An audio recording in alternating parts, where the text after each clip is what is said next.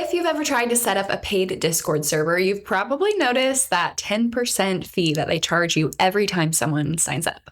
So in this video, I'm going to show you an alternative so you can keep more of your money. So the other option for you to create a paid Discord server is to sell access to your subscription through your own website using a membership software called MemberSpace. MemberSpace makes it super easy to turn any community into a powerful membership, so you get full control over things like your pricing plans and your subscriber list. So let's jump into how to set it up. If you haven't yet, you'll need to start by setting up your Discord server. And once it's created, there are a few things that you'll want to get in place first: your categories and your channels. Categories are like folders that your channels will go into to keep things organized, because if you've ever seen a Discord server, a lot of times there are tons of channels and it's kind of hard to navigate what's in there and all the different topics if they're not organized well within categories. Channels are, of course, your topics that you're going to be chatting about with your members. So whatever you add, give them clear titles so people know what they're going to, or what to expect when they click on them. Just a few ideas to get started with your channels. You might want to do a welcome one to greet your new members. So when someone joins your paid Discord server, this is the channel that they go to be greeted, to meet new members and to learn about your community. Another channel you might want to create is a rules channel. So this would be where you share your community guidelines so everyone knows what's expected and what kind of behavior and conversations and topics and things like that are acceptable within your community. And you might also want to do topic-based channels that match your niche, whether you're in fitness, gaming, business, whatever it is.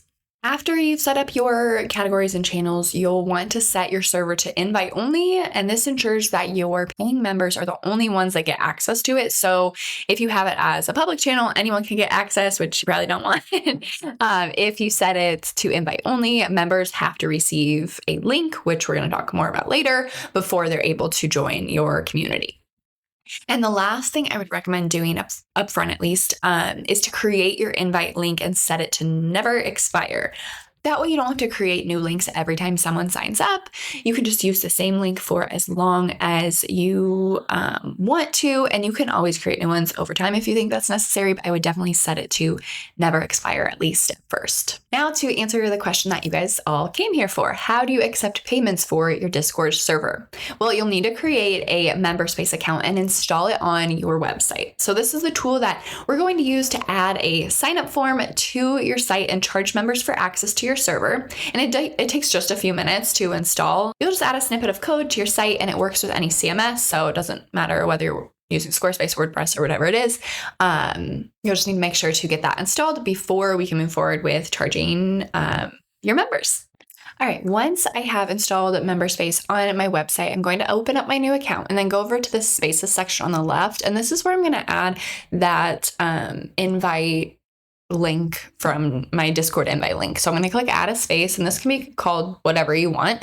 I'm just going to call it Discord, if I can spell it, Discord server for this example. And then I'm going to click add content and then pick the link option. And I'm going to say join our Discord server.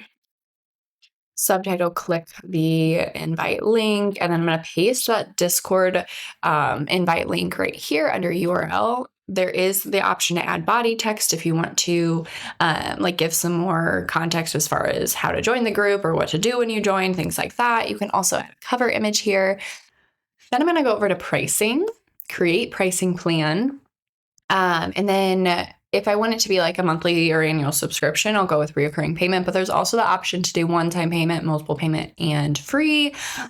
So we'll call this one Discord server. We'll say it's $15 once a month, and then which spaces can be accessed, that space that we just set up, a Discord server, and then I will click create this plan.